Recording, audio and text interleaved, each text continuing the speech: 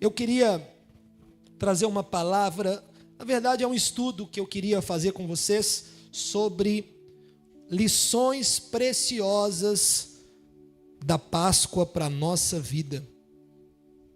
Lições preciosas da Páscoa para a nossa vida. Eu não vou ler nenhum texto base, porque são vários textos que nós vamos ler ao longo dessa palavra. Mas eu queria só, num primeiro momento, contextualizar para vocês o que é Páscoa. Páscoa é uma palavra hebraica que é traduzida por Pessa, que significa passagem. Para quem é curioso, lá em Êxodo 12, depois você pode marcar aí na sua Bíblia, em Êxodo 12 nós temos a instituição da Páscoa. Então a Páscoa foi instituída pelo próprio Deus. Lá em Êxodo 12, há a saída do povo da escravidão do Egito. Quem lembra dessa história? Quem lembra? Deus estabelecendo um tempo novo, de saída de escravidão do seu povo, rumo à terra prometida. O povo estava escravo no Egito, o povo estava numa situação de muita tristeza, de muita opressão, e Deus ouviu a oração do povo, e a Bíblia diz que Deus desceu do céu e agiu. Deus sempre age em prol do seu povo, guarde isso, Deus sempre age em prol do seu povo. As coisas do Velho Testamento apontam para Cristo, e quando Cristo se manifesta, o apóstolo Paulo ele diz que Cristo é a nova Páscoa. Então eu estou dando aqui uma introdução para a gente entender a passagem do anjo exterminador, por isso o nome Páscoa, que é Pessa, a última praga das 10 pragas do Egito, ela determinou a saída do povo da escravidão do Egito, e o povo, quando começou a celebrar a Páscoa, lá em Êxodo 12, saiu da escravidão do Egito e foi rumo à terra prometida. E todas as coisas do Velho Testamento apontam para Cristo. E Cristo é chamado por Paulo de a nova Páscoa. Ele é o novo Cordeiro Pascal. Você deve conhecer a história, mas depois você pode conferir na sua Bíblia. Lá em Gênesis 12, Deus estabelece a Páscoa. E ele coloca alguns princípios para a Páscoa. Por exemplo, o princípio de matar um cordeiro e passar o sangue do cordeiro nos umbrais da porta dos hebreus. O anjo exterminador passava e ali ele matava os primogênitos dos egípcios, mas guardava os primogênitos do povo de Deus. E ali o povo comia a carne, e depois que eles comiam a carne, essa é a primeira Páscoa, está em Êxodo 12, assim que eles terminaram a cerimônia, a primeira Páscoa da história, celebrada há mais de 5.000 anos atrás, assim que eles comiam o cordeiro e faziam as cerimônias, eles saíram do Egito e nunca mais eles foram escravos naquela terra. E aí Paulo diz que Jesus é o novo Cordeiro Pascal, e esta é a primeira mensagem desta noite para a nossa vida. Falar de Páscoa é falar de uma libertação de escravidões. Quando Jesus ele ressignifica a Páscoa, Jesus ele está estabelecendo uma nova realidade. Não somos mais escravos de nada. Não somos mais escravos do pecado. Não somos mais escravos do medo. Não somos mais escravos da nossa ansiedade. Não somos mais escravos das nossas emoções. Não somos mais escravos do mundo. Não somos mais escravos do sistema religioso. Não somos mais escravos dos nossos pensamentos. Não há mais escravidão, porque foi para isso que Jesus se manifestou, para nos livrar de toda a escravidão e nos dar liberdade. Então falar de Páscoa não é falar de chocolate, falar de Páscoa não é falar de coelho, falar de Páscoa é falar principalmente dessa realidade que é a Páscoa judaica. Então os judeus celebravam a Páscoa, e aqui hoje eu queria, é uma palavra que eu nunca preguei, essa semana eu estava meditando sobre isso, eu queria falar sobre algumas cenas, e eu vou reconstituir os fatos aqui com vocês da Páscoa que Jesus morreu e ressuscitou. Jesus ele morre numa sexta-feira de Páscoa, E ele ressuscita num domingo de Páscoa. Essa festa era celebrada pelos judeus, eram 7 dias de festa, eles estavam ali naquela festa em Jerusalém, e justamente na Páscoa judaica, Jesus ele vem. A gente conhece aquela cena da entrada triunfal de Jesus. Quem lembra dessa cena? Jesus entrando em Jerusalém. É até curioso, né? Porque Jesus estava num jumentinho, e ali as pessoas gritando, Hosana, adorando a Jesus e dizendo, aí está o Messias, o Salvador. Olha que curioso, as mesmas pessoas que ficavam com os ramos ali, recebendo Jesus em Jerusalém, foram as mesmas pessoas que 7 dias depois crucificaram a Cristo. Já parou para pensar isso? Não é estranho? O povo que estava lá, naquela cidade fazendo uma festa, receberam Jesus, depois de alguns dias, crucificaram Jesus. Por quê? Porque aquele povo estava com uma expectativa errada de Jesus. Qual era a expectativa daquele povo? A expectativa daquele povo, naquele famoso domingo de Ramos, né, que os católicos chamam, aquele dia em que as pessoas receberam Jesus em Jerusalém, a expectativa daquele povo é que Jesus chegasse e desbancasse o império e virasse rei e transformasse num rei literalmente naquela região. E aí Jesus não fez nada disso, porque o reino de Jesus, antes de tudo, ele é espiritual. E esse povo então depois matou Jesus, porque Jesus não supriu as suas expectativas. E o tempo foi passando, aqueles dias foram acontecendo, e hoje nós vamos reconstituir os fatos da Páscoa. O que é que aconteceu de mais importante neste tempo em que Jesus morreu e ressuscitou dentre os mortos? E a primeira coisa que eu queria ler com vocês está lá em Mateus capítulo 27, versículo 51. Abra a Bíblia aí, por favor. Mateus 27, 51. Na sexta-feira de Páscoa, olha o que a Bíblia diz. Naquele momento, o véu do templo rasgou-se em 2 partes, de alto a baixo. A terra tremeu e as rochas se fenderam. Reconstituindo aqui os fatos, Jesus estava na cruz, e na hora que Jesus morre, na sexta-feira, olha o que acontece. O texto diz que o véu do templo foi rasgado de cima embaixo. Jesus morreu e imediatamente o véu do templo já estava rasgado. Pastor, o que significa isso?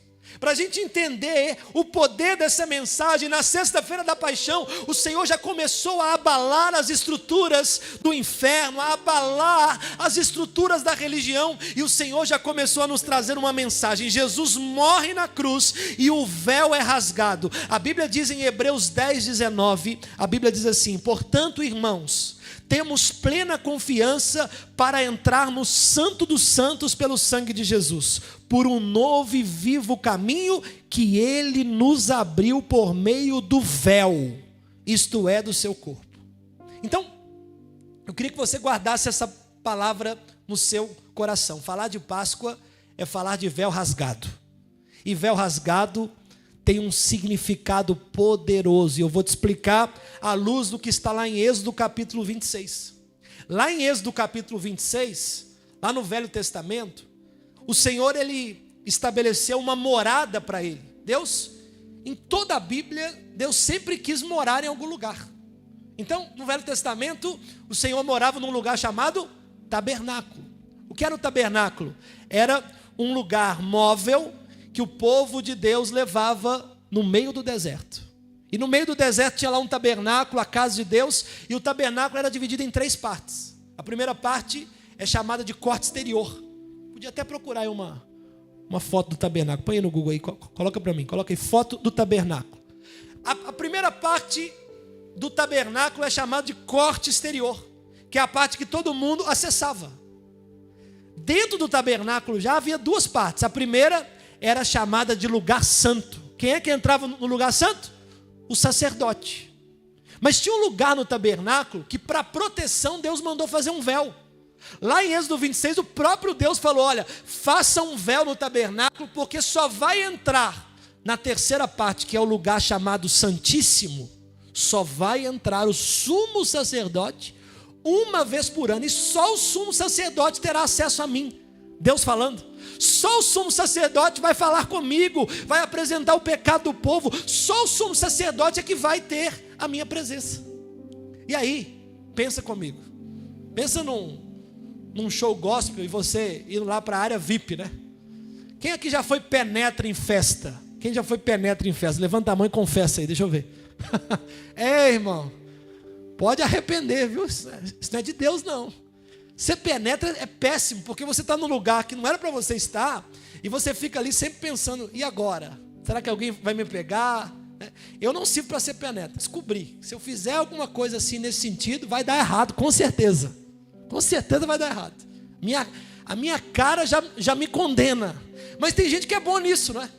E acessa lugares que não é para serem acessados. O Santo dos Santos era só para o sumo sacerdote.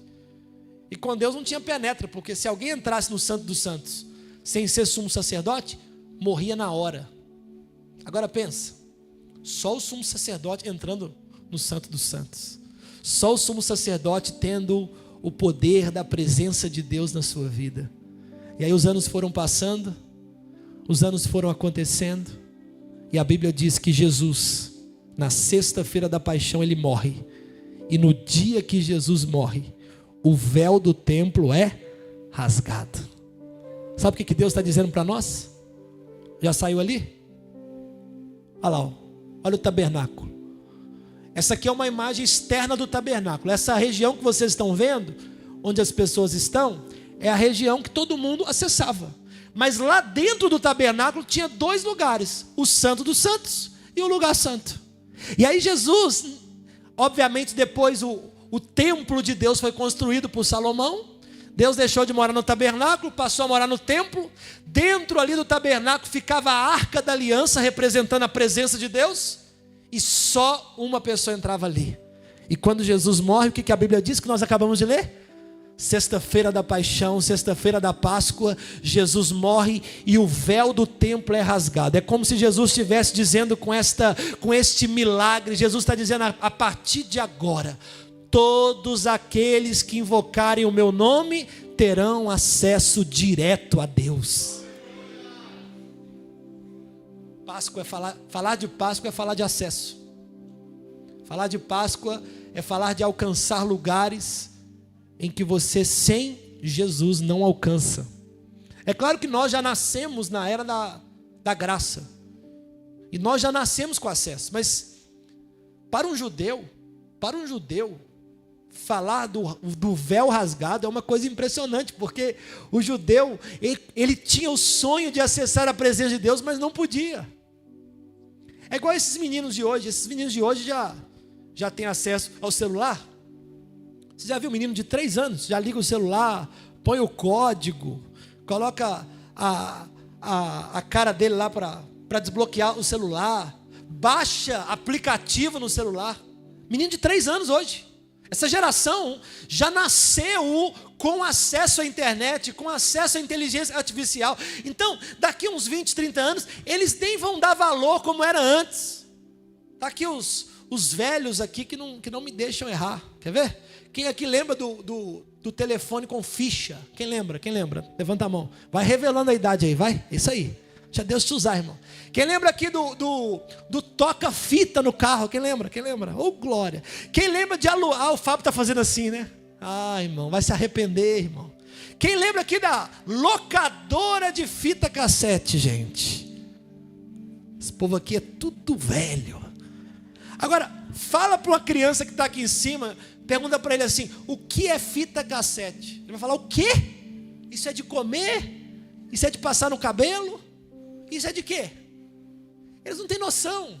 E uma pessoa que hoje tem internet e que antes ficava até meia-noite para acessar a internet de escada. Quem aqui já ficou até meia-noite para acessar a internet de escada? Hoje você dá muito valor ao fato de você ter uma internet num celular. Por quê? Porque você é da era antiga. Você tem problema de DNA, data de nascimento antiga. E aí, hoje, você dá valor porque antes você não tinha. Então, o povo de hoje não tem dado valor ao acesso que eles têm à presença de Deus, porque nunca tiveram um momento de não acessarem. Mas eu queria que você pensasse isso. Nós só estamos acessando Deus hoje porque Jesus morreu e na sexta-feira da Páscoa o véu do templo foi rasgado e Deus nos deu acesso. Deus te deu acesso ao perdão, Deus te deu acesso à salvação, por meio da cruz de Cristo na sexta-feira do amor, Deus me deu e te deu acesso à mudança de vida, Deus nos deu acesso à graça, Deus nos deu acesso à presença. Dê valor a isso. Nós estamos num lugar aqui hoje, ouvindo a palavra de Deus sendo ministrados. Tudo isso que nós estamos vivendo hoje é porque Cristo morreu e o véu do templo foi rasgado. Hoje é noite de acesso. A sua vida foi transformada e a minha vida foi transformada porque hoje nós temos acesso ao Santo dos Santos. Isso muda tudo. Então falar de Páscoa é falar de acesso. Essa é a primeira lição e o primeiro corte, já que nós estamos na era dos cortes. O primeiro corte dessa noite é o corte do véu rasgado. Falar de Páscoa é falar de véu rasgado. Segundo corte que eu acho poderoso para a nossa vida hoje, é o que Jesus declara em João 19:30. João 19:30. Olha o que diz o texto. Tendo provado, Jesus disse: está consumado. Com isso curvou a cabeça e entregou o Espírito. Essa palavra consumado aqui é traduzida no grego por uma palavra que é tetelestai. E sabe o que significa tetelestai? Parece até trava-língua. Tetelestai. Sabe o que significa isso? Tetelestai significa que a dívida está paga e não há mais nada a ser pago.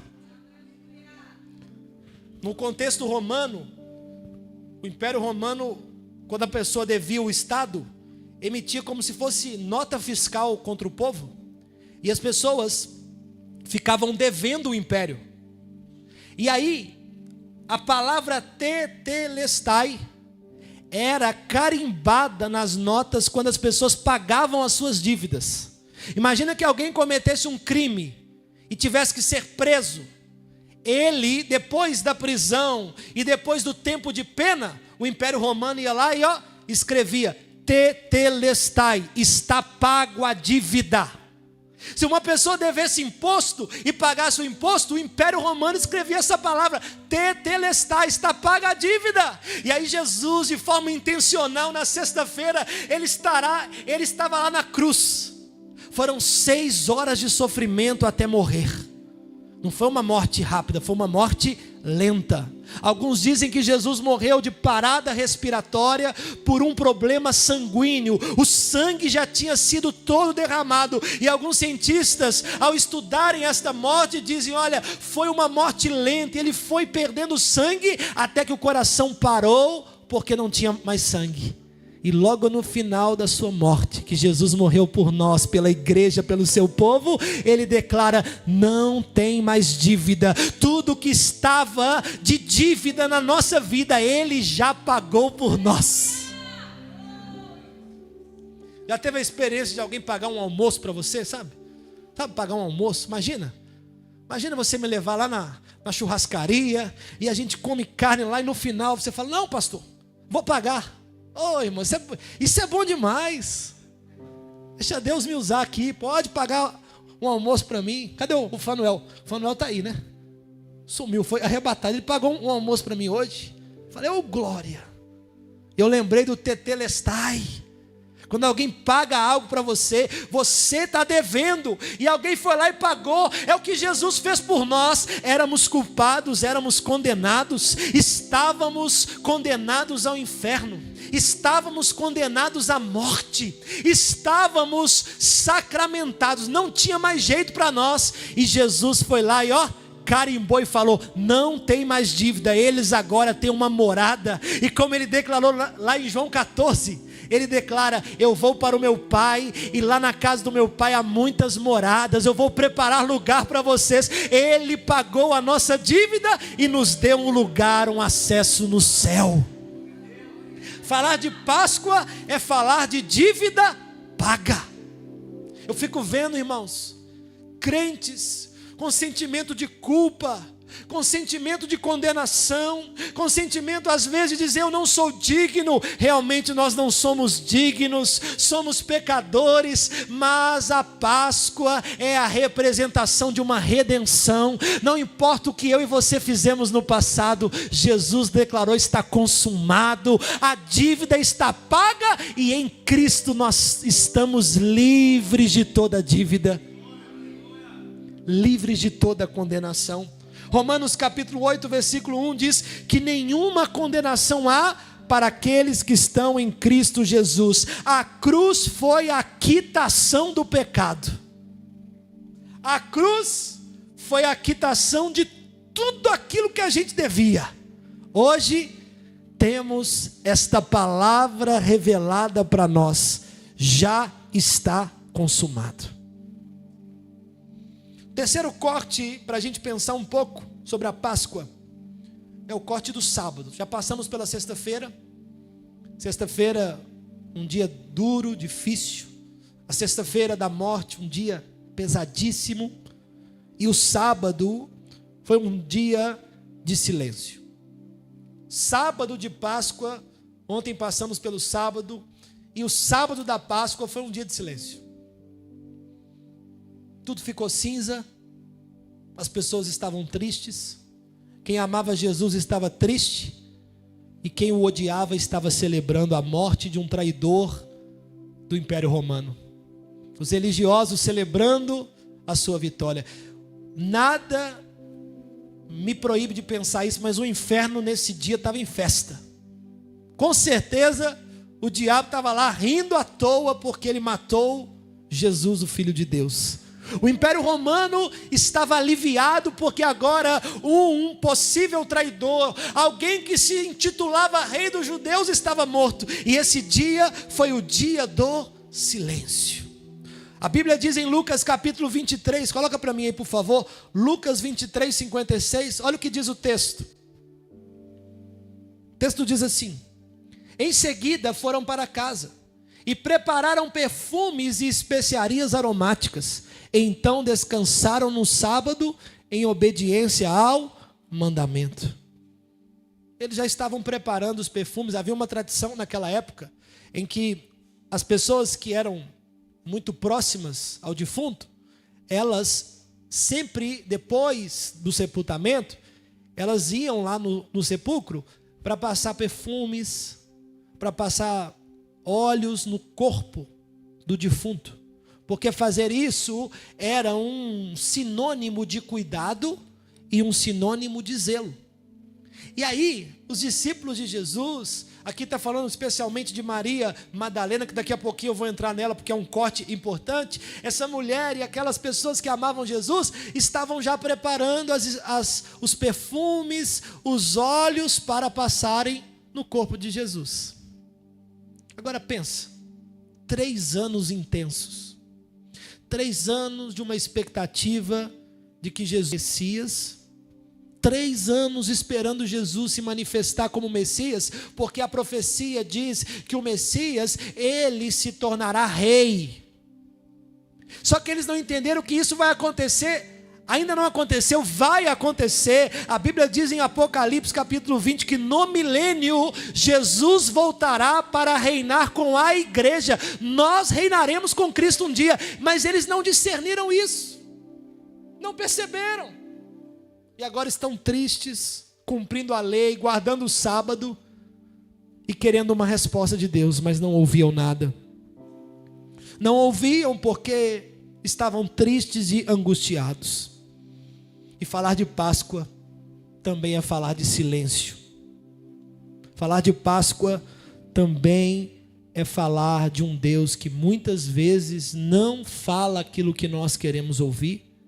e que não faz aquilo que nós queremos que ele faça. Silêncio é uma coisa, ausência é outra coisa. Deus estava em silêncio, mas Deus estava presente. Para chegar no domingo de Páscoa, teve que passar pelo sábado do silêncio. Escute isso.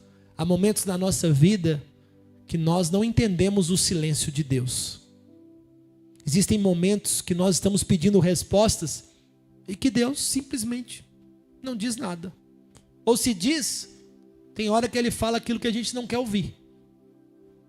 Mas isso faz parte. Eu quero que você guarde essa palavra. Silêncio não é ausência.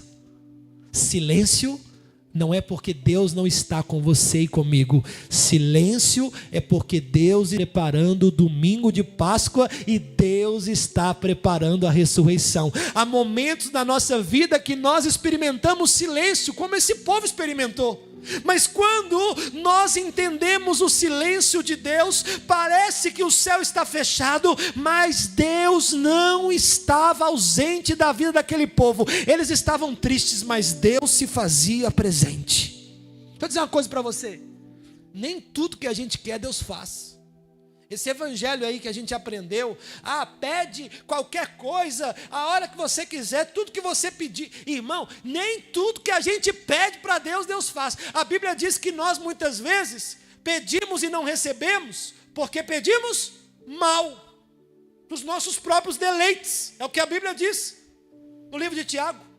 E muitas vezes nós estamos num momento de silêncio. E o terceiro corte da Páscoa para a gente pensar é: este silêncio de Deus é proposital em muitas circunstâncias. Cabe a nós continuar crendo e cabe a nós amar a Deus mesmo em tempos de silêncio. Alguém pode dizer amém aqui nessa noite? E mais um corte, que é o corte mais especial dessa noite, para a gente terminar. É o corte do domingo de Páscoa. Estou reconstruindo os fatos, agora o véu do templo está rasgado. Jesus já declarou que está consumado. Passou o sábado do silêncio. E a Bíblia diz que pela manhã, ao clarear da madrugada, quem é que foi atrás do sepulcro de Jesus? Maria Madalena. Falar de Maria Madalena, na minha visão, é falar de nós. Pensar em Maria Madalena é pensar exatamente em nós. Quem foi Maria Madalena?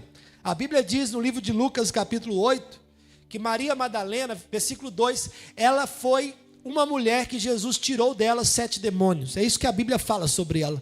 Também, algumas mulheres que haviam sido curadas de espíritos malignos e doenças. Maria, chamada Madalena, de quem haviam saído 7 demônios. Há uma interpretação herética que fala que Maria Madalena era prostituta. Não tem isso na Bíblia. Alguém inventou isso aí. Eu estava estudando alguma coisa sobre isso e eu descobri que quem inventou isso foi um dos papas. Lá no século IV ele inventou essa história por uma leitura errada da Bíblia. E as pessoas acreditaram nisso. Mas Maria Madalena não era prostituta.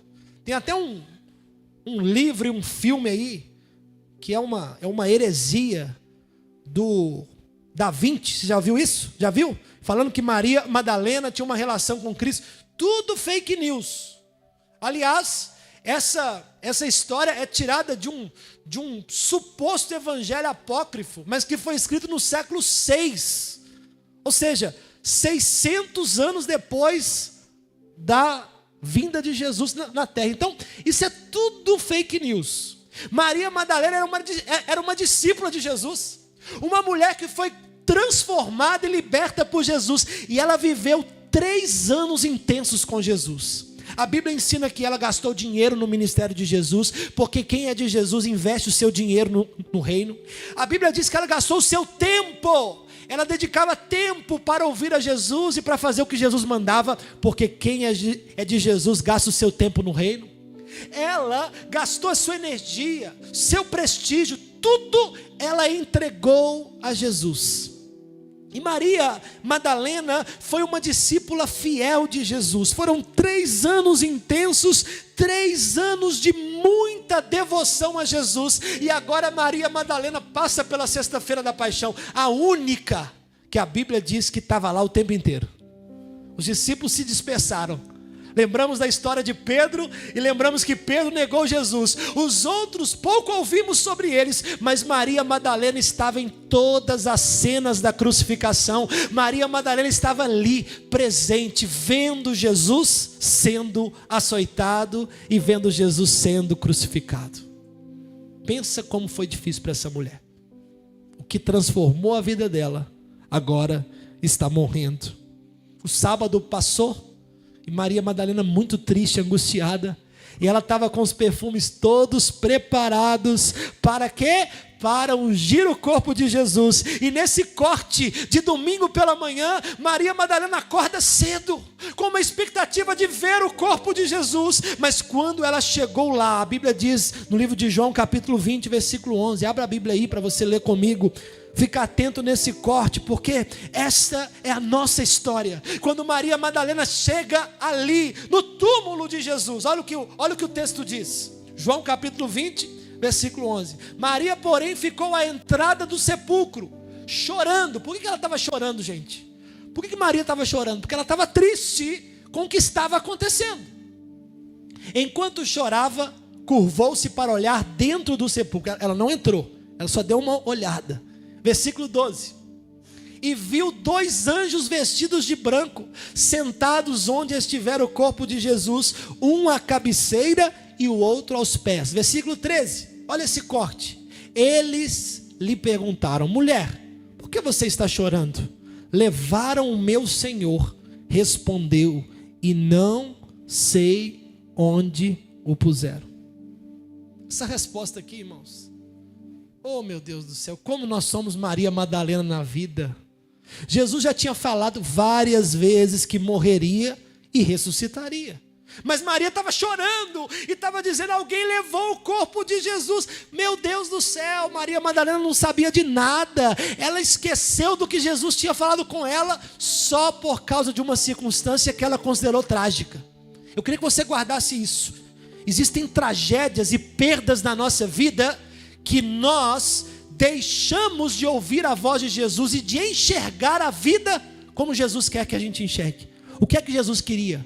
Jesus queria que Maria Madalena cresce imediatamente na ressurreição, mas ela já começou a chorar, e ao invés dela conversar com os anjos e dizer: olha, eu estou vendo aqui os anjos falando comigo, e eu estou vendo aqui uma cena poderosa, Maria Madalena resolveu chorar, porque ela não creu de imediato na ressurreição. Olha o versículo 14, olha o que o texto diz. Nisso ela se voltou, viu Jesus ali em pé, mas o quê? Lê comigo aqui. Como assim, gente? Já estou terminando a palavra, mas como assim Maria Madalena, que ficou com Jesus 3 anos, não reconheceu Jesus? Como assim? Como é que é possível isso? Jesus ali diante dela, Jesus conversando com ela, e ela não reconheceu Jesus. Eu vou terminar essa palavra aqui, porque é sobre isso que eu quero falar com você nessa noite, que o Espírito Santo diz para mim: diga para o meu povo que eles precisam reconhecer a mim, mesmo quando as coisas parecem ruins e parecem trágicas. Maria não reconheceu Jesus, porque a tragédia falou mais alto do que o que Jesus tinha falado com ela. Quando a tragédia fala mais alto do que aquilo que Jesus fala conosco, nós não reconhecemos Jesus na nossa vida. Deixa eu olhar aqui no seu olho para dizer isso. Existem perdas na nossa vida que nós falamos assim: Deus não está comigo, Deus esqueceu de mim. A gente caminhou com Jesus já há alguns anos, já estamos na presença de Jesus, aí acontece algo que a gente não esperava. E sabe o que acontece conosco? A gente fala assim: Deus se esqueceu de mim. Aí sabe o que acontece? Isso aqui, ó. O Senhor fala diretamente com a gente e a gente fala, não te reconheço, nem sei quem é você. Porque a tragédia fala mais alto do que o que Deus falou conosco um dia. Deixa eu dizer uma coisa para você. Falar de Páscoa é falar o seguinte: o que Jesus falou para mim é inegociável. Eu posso perder o que tiver que perder, eu vou reconhecer Jesus na minha vida em todos os detalhes da minha jornada. Eu vou repetir para ver se você pensa nisso. E saia daqui hoje renovado por esse Espírito, que é o Espírito que ressuscitou Jesus dentre os mortos. Por favor, não jogue fora o que Jesus falou com você por causa de um dia de tristeza ou por causa de um dia de tragédia. Pastor, mas eu estou sofrendo, eu estou muito triste porque o que aconteceu comigo? Ah, pastor, parece que Deus esqueceu de mim. Não. Hoje é domingo de Páscoa. Deus não se esqueceu do seu povo. Ele está falando, Ele está agindo. Jesus ressuscitou. E por mais que você esteja triste e angustiado, creia no sobrenatural de Jesus e creia no poder da ressurreição de Jesus. Como assim? Não reconheceu? Vamos continuar a leitura. Ele disse, mulher, está dizendo para você hoje, mulher, por que está chorando? Quem você está procurando? Pensando que fosse o jardineiro, ela disse, se o Senhor o levou, diga-me onde colocou e eu o levarei. Essa é a nossa oração. Falar de Maria Madalena é falar de nós. Deus está fazendo, as portas estão sendo abertas, os milagres estão acontecendo, a mudança está acontecendo, Deus está te trazendo para o lugar certo, o próprio Deus está te livrando das pessoas erradas, o próprio Deus está falando, está agindo, está libertando, e você está dizendo, ah Senhor, eu quero de verdade ver o Senhor na minha vida. Era Jesus que estava falando com a mulher. E ela conhecia Jesus. A gente não pode dizer aqui que ela não conhecia, porque ela tinha uma vasta jornada com Jesus, mas aqui ela não reconheceu, porque a tragédia falou mais alto. Eu termino essa palavra declarando essa verdade na sua vida e na minha vida. Chega da tragédia falar mais alto. Quem vai falar mais alto na nossa vida é Jesus. Independente das nossas perdas, nós cremos que Jesus continua conosco e Ele continua sendo o nosso Deus. Quem crê nessa palavra, dá um glória a Deus bem forte. Fica de pé no seu lugar. Fica de pé no seu lugar. Falar de Páscoa é falar de uma seguinte realidade: as minhas perdas não falam mais alto do que o meu Jesus. Maria Madalena que está aqui, Madalena, até quando Jesus vai falar com você diretamente? Deus vai usar um pastor, você vai estar numa célula, você vai abrir a Bíblia. Até quando você vai ouvir a voz de Deus e não reconhecer? Não, mas é porque o meu sofrimento está grande demais, eu perdi o que eu não queria perder, está difícil demais. Até quando? É o próprio Jesus que está falando, é o próprio Jesus que está agindo. Esta perda aí não é páreo para a ressurreição de Jesus. Jesus ressuscitou e aquilo que você precisa já está feito por Ele. Eu queria que você fechasse os teus olhos por um instante, curvasse o seu rosto, elevasse o seu pensamento até o trono de Deus agora, e que você dissesse: Senhor, me perdoe, porque tantas vezes eu deixei de te reconhecer, tantas vezes eu achei que fosse o jardineiro, tantas vezes eu achei que fosse o pastor, tantas vezes, Senhor, eu achei que foi alguém que fez aquilo por mim e eu não te reconheci. Jesus está dizendo: não é o jardineiro não, sou eu. Não é o jardineiro não, sou eu mesmo estou falando com você, eu mesmo estou agindo na sua vida. Eu e você agora precisamos pedir perdão para Deus e falar: Senhor, nos perdoe, porque tantas vezes não te reconhecemos na nossa caminhada, não lembramos que o Senhor está agindo na nossa vida. Por causa de uma perda, nós deixamos de crer em milagres, deixamos de crer na ressurreição. deixamos de crer no Teu agir poderoso na nossa vida, deixamos de ouvir a Tua voz, porque preferimos ouvir a voz da falta de dinheiro, nós preferimos, Senhor, ouvir a voz da enfermidade, nós preferimos, Senhor, ouvir a voz de alguém que falou mal de nós e nós queremos reagir, nós preferimos ouvir a voz do ódio, nós preferimos, Deus, ouvir a voz da rebelião, nós preferimos, Deus, ouvir a voz do jardineiro e queremos achar que aquela situação não foi o Senhor. Espírito Santo, Espírito Santo, mostra para cada um dos meus irmãos que é o Senhor que está no comando e que Jesus ressuscitou e está vivo e está fazendo o extraordinário na nossa vida. Aleluia! Receba sobre a sua vida esse Espírito Santo que ressuscitou Jesus dentre os mortos. Jesus está falando com muitos aqui nessa noite. Ele está dizendo: sou eu que estou fazendo, eu que estou operando, agindo eu, quem impedirá? Jesus está dizendo: me reconheça, sou eu na sua vida. Fui eu que te tirei daquele lugar, fui eu que te tirei daquela situação, fui eu que te pus nessa condição, fui eu, diz Jesus para você, fui eu. Jesus diz para Maria Madalena: sou eu, mulher, ouça a minha voz, sou eu, mulher, diga para os meus discípulos que eu ressuscitei. E nessa noite eu declaro esta verdade na nossa vida, aquilo que Deus está fazendo, eu profetizo, esse povo abençoado que está aqui vai reconhecer a voz de Jesus e nunca mais a tragédia falará mais alto do que a palavra de Jesus na nossa vida.